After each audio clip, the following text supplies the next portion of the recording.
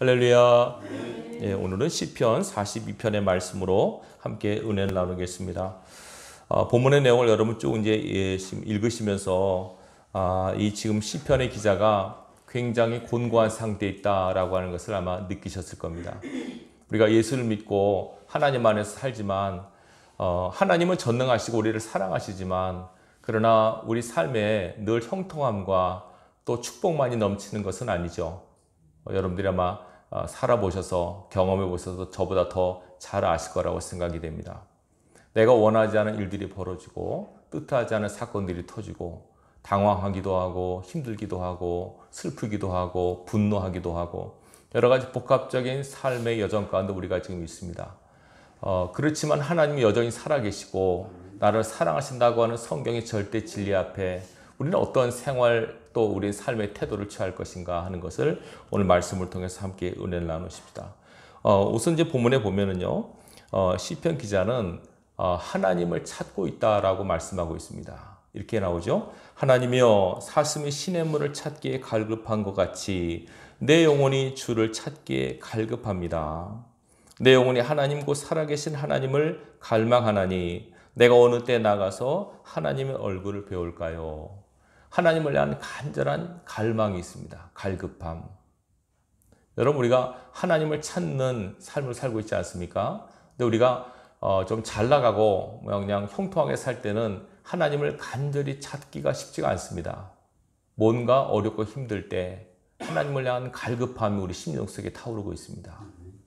제가 이제 지금 제가 두 분 좀 아프신 분을 이제 기도를 해드리고 있습니다. 전화로 전화 오기도 하고 제가 드리기도 하는데 이 건강할 때는 그렇게 갈급함이 못 느껴지지만 몸이 병이 들고 아플 때 정말 하나님 앞에 간절함이 묻어나옵니다.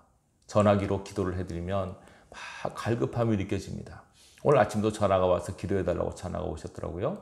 그래서 저는 잠깐 쉬고 있는데 전화가 와서 얼떨결에 기도를 해드렸는데 조금 정신이 멀쩡할 때 좀 했으면 좋겠다 하는데 정신 없을 때 기도를 해서 무슨 기도인지도 생각이 안 나더라고요. 근데 느껴지는 거는 간절함이 느껴지더라고요. 정말 간절하시구나. 그래서 웬만하면 주일 아침에 전화 잘 안 하지 않습니까? 목회자가 제일 막 긴장하고 있을 때. 근데 전화해서 기도해달라고 하셔서 기도해드렸는데 느껴지는 것은 갈급함. 정말 생명이 경각에 달렸다고 하는 느낌을 받았을 때 우리는 정말 간절해지죠. 근데 하나님은요, 우리가 이런 위급한 상태에서 간절히 하나님을 찾기보다는 늘 일상 가운데 이렇게 간절하게 하나님을 찾는 자가 되길 원하세요. 예수님께서 십자가 앞에 두고 기도하신 거 기억하시죠? 겟세마네 동산에 기도하셨을 때 예수님의 기도의 내용이 나오죠. 땀방울이 떨어져 핏방울 같이 되더라. 간절히 기도하셨다. 이렇게 나옵니다. 그 예수님의 기도는 우리 모든 크리스찬들이 기도하는 태도와 자세를 보여줍니다. 간절하게, 정말 갈급하게 하나님 지금 내 기도를 들어주지 않으시면 안 됩니다. 내 기도에 응답하지 않으시면 안 됩니다. 난 지금 하나님밖에 없습니다. 간절히 하나님을 찾고 부르짖는 이 갈급한 이 마음, 그 심령, 이 심령을 하나님께서 원하십니다. 간절함이 얼마나 중요한지 아십니까? 갈급한 자, 갈망하는 자. 오늘 시편 기자는 왜 이렇게 하나님을 간절히 찾느냐 하면 본문의 내용을 쭉 읽어보면 지금 상황이 굉장히 어려운 가운데 있습니다. 어떤 상황인지 구체적으로 나와 있지 않아요. 그러나 굉장히 곤고한 가운데 있는데 그 곤고한 상황이 이렇게 풀어지는 기미가 안 보이는 거예요. 계속 어렵고 힘든 거예요. 하나님을 믿고 신앙을 하는데도 불구하고 상황은 나아지지 않고 이게 육신의 질병인지 물질의 어려움인지 관계의 불편함인지 모르지만 상황이 힘들어요. 회복될 기미는 보이지 않아요. 하나님을 믿는다고 하지만 상황이 너무 어렵고 힘든 가운데 있어요. 거기다가 본문에 나오죠. 원수된 사람들이 계속 말로 쪼아대는 거예요. 비판하는 거예요. 너 하나님 믿는다며? 근데 왜 그래? 하나님 앞에 기도하면 되잖아. 기도하면 하나님 다 해결해 준다 그러잖아. 너 하나님을 잘 믿는다고 하더니 그 모양 그게 뭐야? 왜 이렇게 어렵고 왜 이렇게 힘들고 왜 이렇게 막 원망 불평하고 있어? 왜 이렇게 처져 있어? 자꾸 말로 여러분 어려움을 당하실 때 누가 나한테 말로 위로를 하는데 그 위로가 위로되지 않을 경우가 많아요. 오히려 막 도전하는 것처럼 느끼고 상처 주는 것처럼 느낄 때가 있어요. 정말 어려움 당한 사람 앞에 가서는요, 특별히 이렇게 무슨 말하는 것보다는 같이 옆에 서 계시는 게 가장 큰 위로가 될 때가 있어요. 위로한다고 몇 마디 말을 하면 그게 위로로 들리지 않을 경우가 많아요. 너무 큰 어려움 앞에 있는 사람에게는 그냥 가만히 있는 것이 나을 수가 있어요. 욥기를 보십시오. 욥이 큰 고통 가운데 있을 때 욥의 친구들이 와서 뭐 한마디 훈수는다고 하는데 욥에게는 더 짜증이 나는 소리예요. 화가 나는 소리예요. 그냥 그때는 가만히 있어서 그냥 같이 손만 잡아주든지 같이 울기만 해도 큰 위로가 될 수 있어요. 근데 이 사람들이 이 시편 기자 옆에서 계속 말로 하는 거예요. 너 하나님 어디 있어? 네 하나님 좀 보여봐.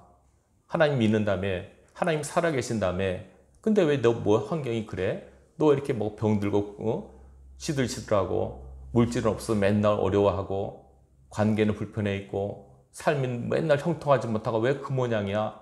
이렇게 자꾸 말로 쪼아대니까 이 시편 기자는 더 곤고한 겁니다. 하나님 너무 힘듭니다. 나도 힘든데 이 상황이 나를 너무 힘들게 하고 이 사람들이 계속 말로 공격합니다. 이게 얼마나 심각하냐면 10절에 보세요. 뭐라고 합니까? 내 뼈를 찌르는 칼같이 내 대적이 나를 비방하여 늘 내게 말하기를 네 하나님이 어디 있느냐 하도다. 말로 여러분 그 사람을 힘들게 하는 것처럼 어려운 거 없습니다. 오직한 말을 칼로 비유합니까? 말 한마디가 그 사람 마음에 탁 찌르면 칼로 휘벼파는 것처럼 굉장히 아파요. 말로 상처를 받아요, 여러분. 사람이 누굴 때리지 않습니까? 폭력을 가하면 육체적 고통보다도 그 때릴 수밖에 없는 환경, 그렇게 때리면서 하는 말들, 이런 것들이 더 마음속에 깊은 상처로 남을 수 있어요. 사람은 영적인 존재이기 때문에 육체적 고통보다도 심적 고통이 더 크게 다가옵니다. 어찌 보면 심적인 병이 육체의 질병을 일으킬 수 있어요. 몸은 좀 고단해도 마음이 기쁘면 즐거운 거예요. 내 몸은 편해도 마음이 괴로우면 그 지옥이에요. 이 말로 계속 공격하니까 시편 기자가 너무 힘든 거예요. 그래서 이 시편 기자가 하나님을 찾고 있어요. 어떤 모습으로 찾느냐? 사슴이 시냇물을 찾듯이. 산에 사슴이 다니다가 목마르면 옹달샘을 찾지 않습니까? 막 여기 찾아 막 분주하게 다니듯이 이 시편 기자는 하나님을 찾는 거예요, 지금. 그러면서 또 하나 힘든 게 뭐냐면 이전에 하나님의 은혜 가운데 머물렀던 시간들이 회상이 되는 거예요. 본문에 뭐라고 얘기합니까? 4절에 보시면 이렇게 얘기합니다. 내가 전에 성의를 지키는 무리와 동행하여 기쁨과 감사의 소리를 하며 그들을 하나님의 집으로 인도하였더니 이제 이 일을 기억하고 내 마음이 상하는도다. 이전에 하나님의 은혜 가운데서 같이 하나님께 예배하고 같이 지금으로 말하면 교회 출석하고 같이 전도하고 함께 예배하고 기뻐했던 그 아름다운 추억들이 생생한데 지금은 그렇지가 않은 거예요. 이거 옛날의 추억일 뿐이고 지금은 너무 공고한 거예요. 그때 너무 좋았던 때 그 추억만 남아있고 현실은 곤고하고 어려워요. 하나님 앞에 더 안타까운 거예요. 하나님 그때 이렇게 좋았었는데 때로는 그때 함께했던 사람들이 지금 원수가 돼서 나를 공격하기도 하고 이러니까 이 시편 기자가 너무 곤고해서 하나님 앞에 이렇게 간절히 호소하는 내용을 기도로 담고 있습니다. 그러면서 자, 이 사람이 이제 이렇게 쭉 얘기하면서 뭐라 그러냐면 오늘 반복된 구절이 여러 가지 나오죠. 5절도 그렇고 11절도 그렇고 시편 43편도 역시 이어진 시편이라고 볼 수 있는데 같은 말이 계속 나옵니다. 자, 어떤 말을 합니까? 내 영혼아 내가 어찌하여 낙심하며 어찌하여 내 속에서 불안해하는가? 너는 하나님께 소망을 두라. 그가 나타나 도우심으로 말미암아 내가 여전히 찬송하리로다. 이게요 굉장히 중요한 의미가 있는 기도예요. 보통 우리는 기도를 하나님께만 한다고 하는데 이건 기도라고 보기에는 어찌 좀 그렇지만 어쩌면 저는 이걸 선포 기도라고 말하고 싶어요. 일단은 하나님께 기도합니다. 하나님께 하나님 어디 계십니까? 나를 좀 봐주세요. 내 상황을 좀 봐주세요. 내 목소리를 들어주세요. 하나님을 찾습니다. 너무 마음이 곤고하죠? 그러면서 자기가 자기 영혼의 상태를 보는 겁니다, 지금. 막 영혼이 낙심하고 좌절하고 상처있고 막 찢어진 상태거든요. 그러니까 마음이 한없이 마음이 다운되는 거죠. 여러분 그런 경험해 보셨죠? 마음이 계속 깔아질 때. 삶의 곤고함으로 마음이 계속 깔아질 때. 그때 자기 영혼을 자기가 보는 겁니다. 이거 굉장히 중요한 시각입니다. 여러분, 내 마음을 내가 제3의 눈으로 자기 영혼의 상태를 보는 그 눈을 가지셔야 돼요. 왜냐하면 내 마음이 내가 아닐 때가 있어요. 여러분, 여러분 마음을 여러분 마음대로 하십니까? 그렇지 않습니다. 어떨 땐 이게 내가 왜 이러지? 내가 왜 이런 마음이 들지? 이런 생각이 들지? 할 때가 있어요. 만약에 그게 하나님 말씀에 비춰봐서 이건 내 생각이 아닌 것 같다. 하나님께서 원하시는 마음이 아닌 것 같다 하시면 그 마음을 내 마음이라고 보지 마시고 이거는 다른 마음이구나. 그 마음을 여러분 마음속에서 분리시켜야 됩니다. 막 분노가 일어나고 막 원망이 일어나고 막 누구를 미워한 마음이 생기면 내 마음이라고 속으시면 안 됩니다. 그럼 죄를 짓는 겁니다. 사단이 그런 마음을 여러분 마음에 심어줄 수 있습니다. 그럴 때 여러분들이 이 말씀처럼 너 내 속에서 뭐하니? 너 분노야? 너 미움아? 왜 내 속에 있어? 내 마음에 있어서 나가라. 낙심아 나가라. 절망아 나가라. 여러분 마음속에 여러분 영혼을 향해서 여러분들이 이 기도처럼 이 선포를 할 수 있기를 바랍니다. 속으시면 안 됩니다. 이게 예수를 잘 믿는 사람도 이 속습니다. 여러분 사단은 우리의 생각을 우리의 마음을 공격해요. 가룟유다가 예수를 팔 때 뭐라고 나와 있습니까? 마귀가 가룟유다 마음속에 예수를 팔려는 생각을 넣었다. 생각을 집어넣어요. 자기 생각으로 착각한 거예요. 그때 가룟유다가 제대로 된 사람이었다면 내가 왜 예수를 팔려고 하는 마음이 들지? 내가 왜 예수님을 팔아보려고 그러지? 딱 자기를 봤어야 됐어요. 자기를 못 보는 거예요. 이게 쉽지가 않습니다, 여러분. 예수님의 수제라고 하는 베드로도 똑같이 속았어요. 예수님께서 너희가 오늘 밤 다 나를 버리고 도망갈 것이다. 베드로가 뭐라 합니까? 주님 저는 그렇지 않습니다. 그 장담했죠? 조그만 여자가 와서 너 예수와 함께 했지? 한패였지? 근데 뭐라고 합니까? 나 아니야. 나 몰라. 3번 부인하고 마지막에는 성경에 보면 저주까지 했다고 나와요. 닭이 꼬꼬대고 우니까 비로소 내가 지금 뭐 한 거야? 내가 지금 예수를 부인한 건 누구지 도대체? 그때 보는 거예요. 그걸 미리 봤으면 내가 이래서는 안 되는데 내가 이런 생각, 내가 왜 이런 말이 나오지? 여러분 내 속에 또 하나의 내가 있다고 하는 인식을 가지셔야 돼요. 사도 바울이 로마서 7장에서 마음은 하나님의 법을 육신은 제 법을 섬긴다고 하는 고백을 가볍게 보서는 안 됩니다. 위대한 하나님의 종 사도 바울 역시 자기 속에 또 하나의 또 무언가 있는 것을 느끼는 거예요. 이것이 나처럼 변장을 하고 하나님을 등지게 하고 말씀을 어긋나게 하고 세상과 타협해서 죄를 짓게 한다고 하는 것을 깨달은 거예요. 이 굉장히 중요한 영적 원리를 여러분들이 깨달을 수 있기 바랍니다. 이걸 여러분 잘 이해하시면 죄를 짓지 않고 승리할 수 있습니다. 오늘 보세요. 너 왜 낙심하느냐? 영혼아 너 왜 낙심해? 너 왜 절망해? 하나님이 살아계시잖아. 너 사랑하시잖아. 너 왜 낙심하고 좌절해? 너 왜 슬퍼하고 있어? 하나님 전능하셔. 너를 사랑하셔. 그분께 기도해. 그분께 아뢰. 그분께 맡겨. 라고 여러분 영혼을 향해서 명령할 수 있길 바랍니다. 육신의 질병도 마찬가지입니다. 육신의 질병도. 여러분 그렇게 기도하십시오. 제가 말씀드렸죠. 아프신 분들, 암에 걸리신 분들, 자 몸에 암이 자라요. 암세포가. 그러면 지금 나와 내 육체와 같이 붙어 있잖아요. 그러면 몸에 암세포가 자란 걸 제가 알고 있어요. 의사가 그래요. 지금 몸 암 몇 기입니다. 그럼 이제 그 말을 받아들이면 얼마나 충격이 크겠어요. 당장 마음 같아서는 몸에 암세포를 떼어버리고 싶죠. 속에 암세포를 다 떼어버리고 싶죠. 근데 그게 됩니까 마음대로? 의사가 수술해서 암세포 떼어놨다 그래요. 근데 하는 말이 있어요. 전이가 되는지 안 되는지 모르겠습니다. 그럼 막막한 거예요. 그러면 또 이제 불안과 두려움이 엄습하는 거예요. 자기 육신도 인간은 자기 마음대로 못해요. 자기 영혼도 마음대로 못해요. 완전히 하나님께 여러분 이걸 맡기셔야 돼요. 그리고 예수 이름의 권세로 이 명령의 기도, 이 선포 기도를 할 수 있길 바라요.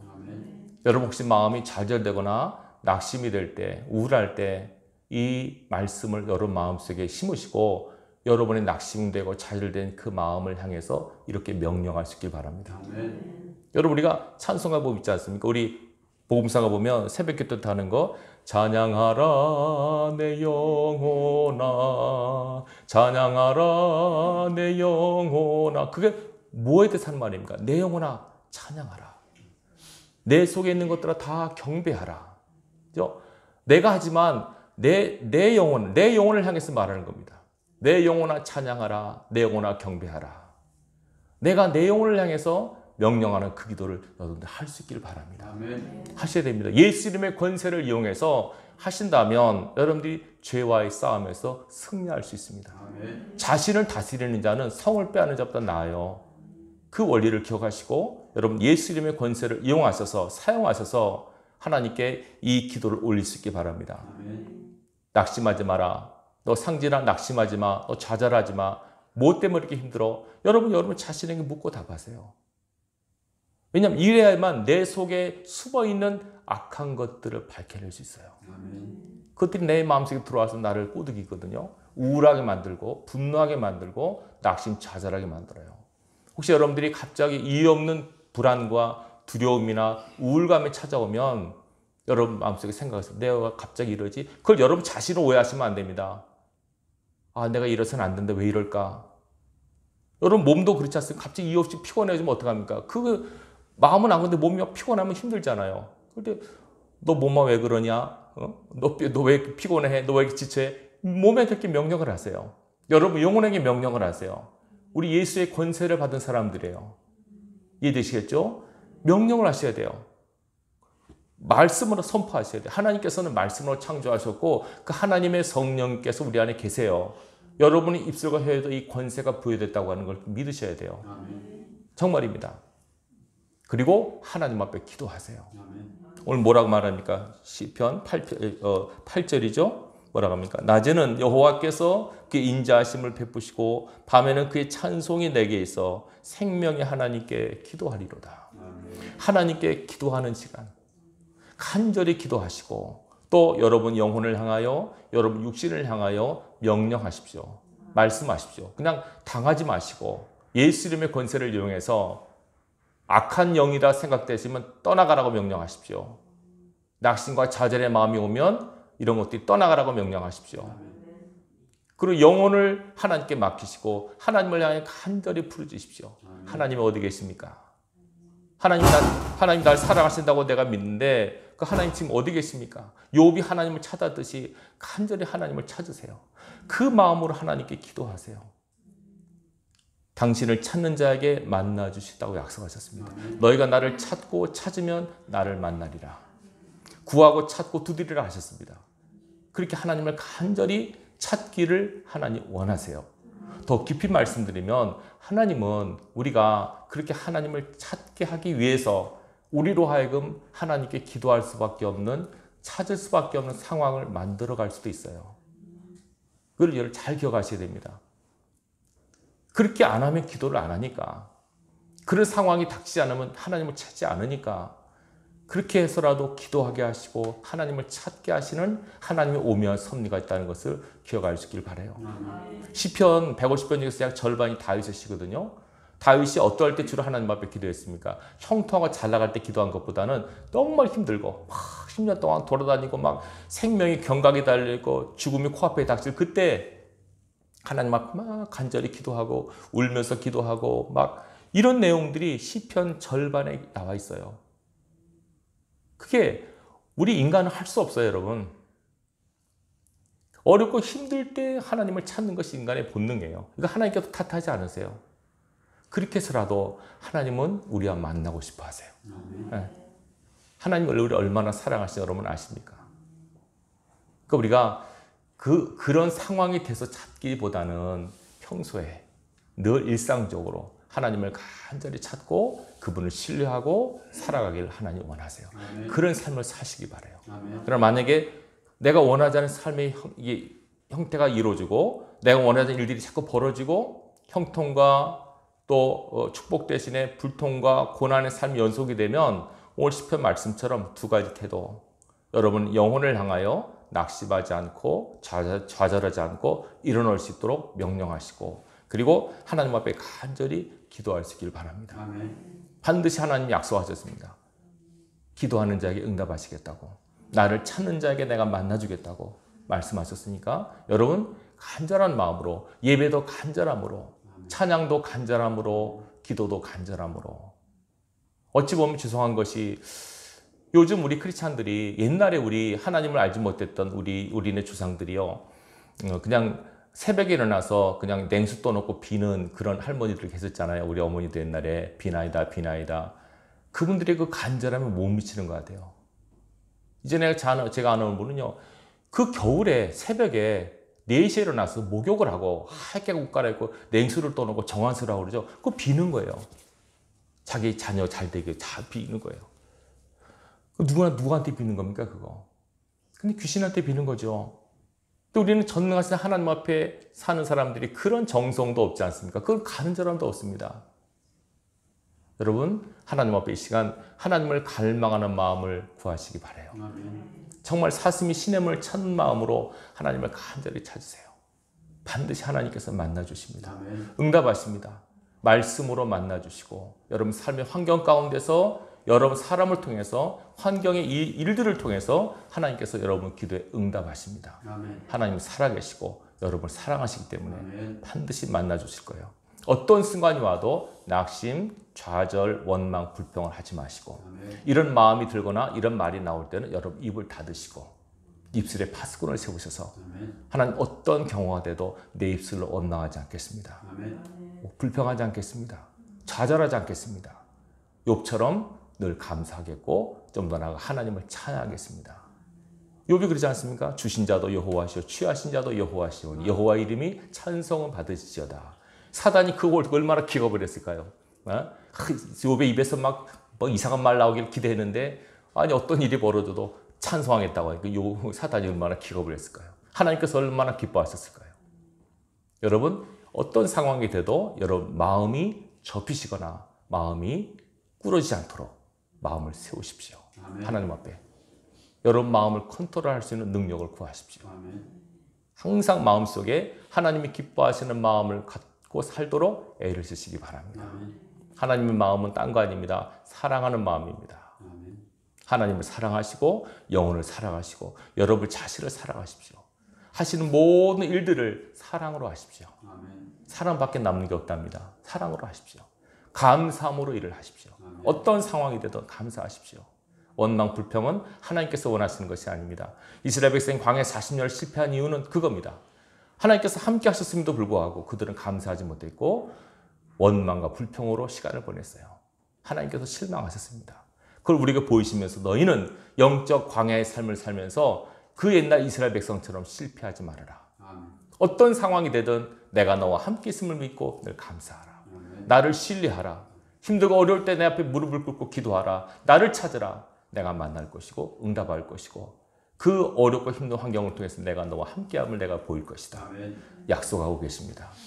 말씀을 꼭 기억하시고 이번 한 주간도 앞으로도 함께 하시는 하나님을 신뢰하시고 아멘. 입술로 감사와 찬송의 열매를 맺을 수 있길 바랍니다. 아멘. 기도하시기 바랍니다. 아멘. 반드시 하나님께서 응답하십니다. 아멘. 하늘문을 열어주실 것입니다. 아멘. 사랑하는 자녀가 구하는데 왜 좋으신 아버지께서 응답 안 하시겠습니까? 너희가 악한 자라도 좋은 곳으로 자식이 줄 알거든 하물며 아버지께도 좋은 곳으로 주지 아니하시랴. 얼마나 놀라운 약속의 말씀입니까? 아멘. 믿으시고 간절히 구하셔서 좋으신 하나님을 체험하셔서 여러분 고난이 찬송으로 간증으로 바뀌는 그 역사가 있기를 주님의 이름으로 축원합니다. 아멘. 기도하겠습니다. 아버지 하나님 감사합니다. 고단한 인생길에 우리가 힘들고 어려운 일을 당할 때마다 하나님을 앙망하기보다는 환경에 묶이고 매여서 낙심과 좌절과 원망 가운데 보낼 때가 많았습니다. 그럴 때 오늘 주님 이 말씀을 통해서 도전을 받게 하여 주옵소서. 내 영혼아 내가 왜 원망하고 낙심하고 좌절하느냐. 하나님을 바라라고 하신 이 말씀을 마음속에 심고 아버지 우리가 어렵고 힘든 환경을 당할 때 다시 한번 우리 눈을 들어 하나님을 향해 간구케 하여 주시고 기도케 하여 주시고 응답받게 하여 주시옵소서. 아버지 하나님 어떤 환경이 되든 하나님께서 살아계신다는 것과 나를 사랑하신다는 것 나와 함께 하신다고 하는 믿음을 굳게 잡고 말씀 가운데 승리하는 자가 되게 하여 주옵소서. 이번 한 주간도 무엇을 하든지 어디를 가든지 누구를 만나든지 하나님의 사람답게 생각하고 말하고 행동하게 하여 주옵소서. 그래 우리 삶을 통해서 하나님의 영원하심과 복 주신 하나님이심을 증거케 하여 주옵소서. 예수님의 이름으로 기도합나이다. 아멘.